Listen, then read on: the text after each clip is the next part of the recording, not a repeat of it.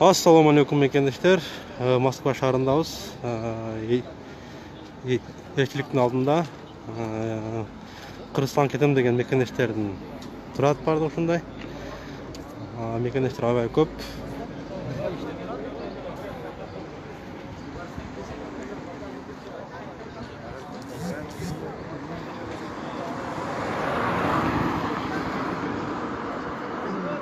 Бүгүн эртең менен саат 7-де Москва Бишкек чартер рейс болгон. Анда 450 адам кеткен. Кийинки енді бір жұманан кейін болот деп атат. Ошол рейске арыз жазган келген мекендештер булар бардыгы.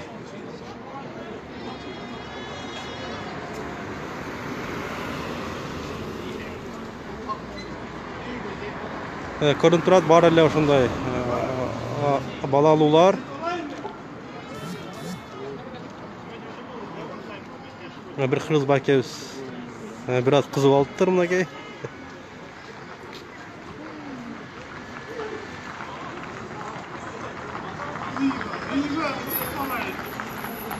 Bugün hiç kim uca uçup geçti bugün. Saat 7'de reis bolğon.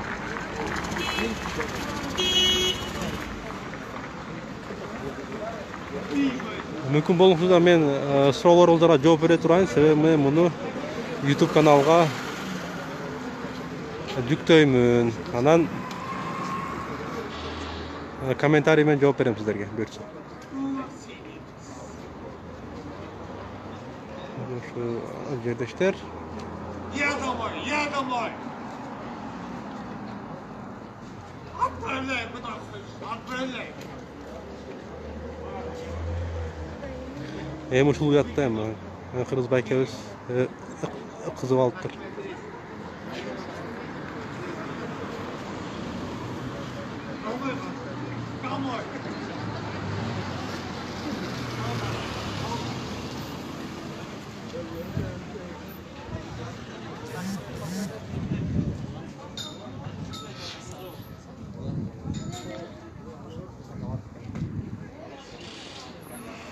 Бирок өткөн күндө баягыдай тополоң эмес, Орусиянын МВД карап атат милициялары. Очеред эки жак коюп туруп очерет, мына көрүп турасыздар, бул жакта очерет, экинчи жакта очерет. Менин аркамда ошол жолдоштору, агалары, инелери турат.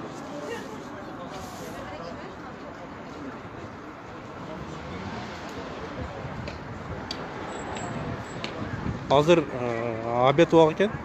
Ошентсе дагы кыргызстандыктар, мекендештерибиз тик туруп арыз жазып берүү үчүн күтүп турушат. Эгер мага берсе, азыр кирип, консулга кирип, тартканга аракет кылам. Ич жүзү кандай кетип атат. Эгер мүмкүнчүлүк берилсе, буюрса.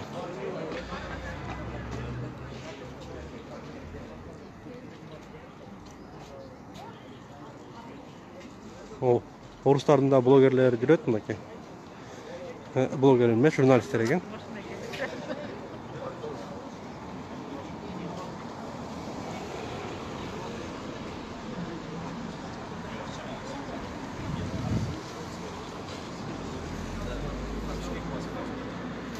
Блогерлерге.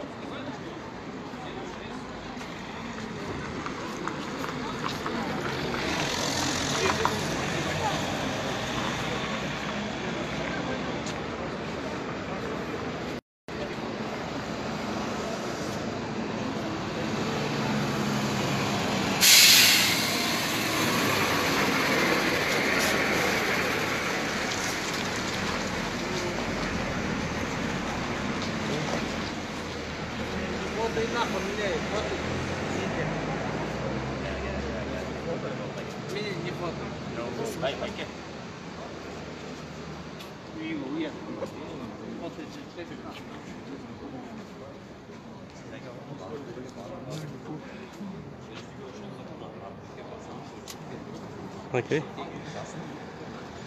Орыстар да тартып берет.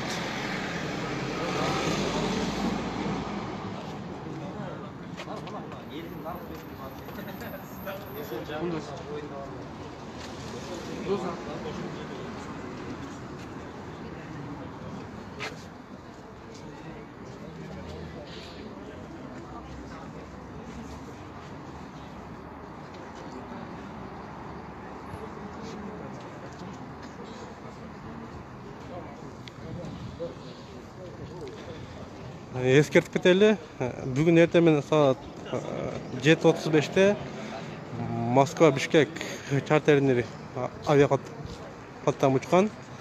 Анда 450 адам ұшқан деп елшіліктен маалымат берішті. Бұл эми кийинки 1-июнда же болсо 2-июнда ошол бир жуманын ичинде болуучу рейске катталуучулар булар арыз жазышат.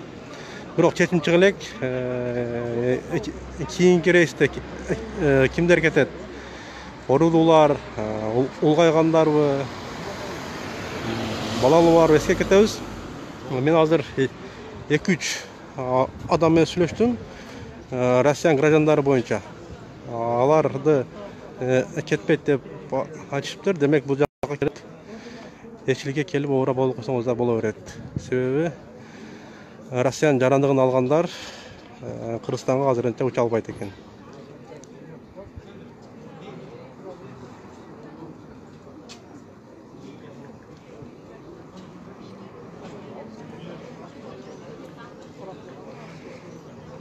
Мен журналист эмесмин, бирок уруксат бере элек.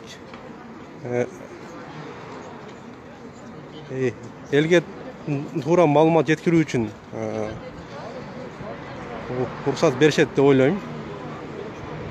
Себеби мактаныш эмес, анча-мынча журналист сайттардан кээ бир учурда бизди көбүрөөк адам көрөт. Ошол эле Одноклассникте кээ бир видеолорубуз 500 миллион просмотр болуп кетет. Анда просмотрлар кээ бир сайттарга, ТВларга түшүнө да кирбейт да. Ошондуктан элге туура маалымат жеткирүү үчүн кээ бир учурда сурансак, бизди киргизишет.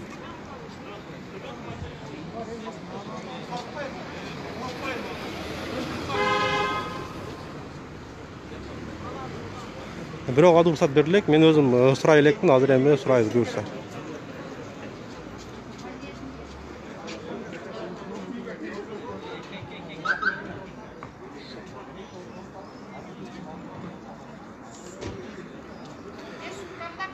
Эч кандай жерештерим иштебейт бул жерде мен. Баткенден бир адам элчикте иштейт деп мен уга элекмин. Көрө элекмин дагы.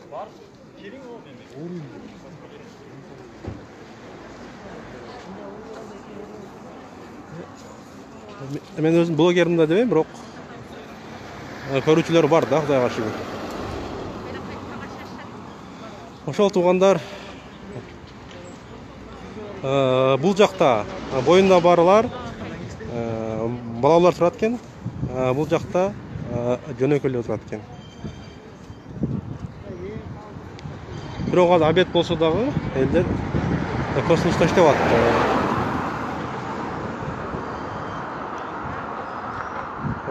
Ошол туугандар барыңыздарга ийгилик, аманчылык каалайм. Аман болуңуздар. Дүйнө эле тынч болсун, анын ичинде биздин Кыргызстаныбыз дагы тынч болсун. Барыңыздарга аманчылык. Сиздер менен Максым Баткенский болду. Ассаламу алейкум.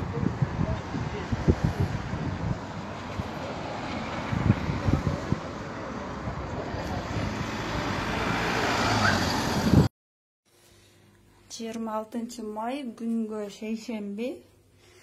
Мынакей биз Москвадан Бишкекке тынчаман келип алдык. Бизди мындай гостиницага жайгаштырышты.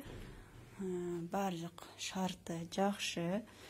Ысык суу, муздак сууларынан бери баары бар экен. Азыр байкаштырабыз дагы. Мынакей бүт бар жок шарттар менен. Бүт бар жок шарттар менен душ, керектелүүчү нерселердин баары бар. Жана дагы бир жолу ыраазычылык айтабыз биз.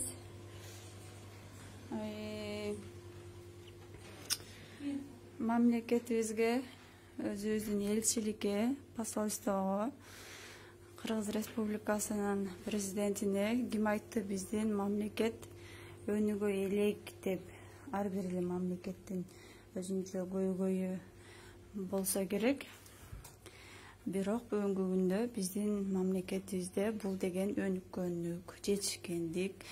Мына 400 адам учуп келдик, баарыбызды ушундай жакшынакай жерге кабыл алып жайгаштырышты. Терең ыраазычылык билдиребиз.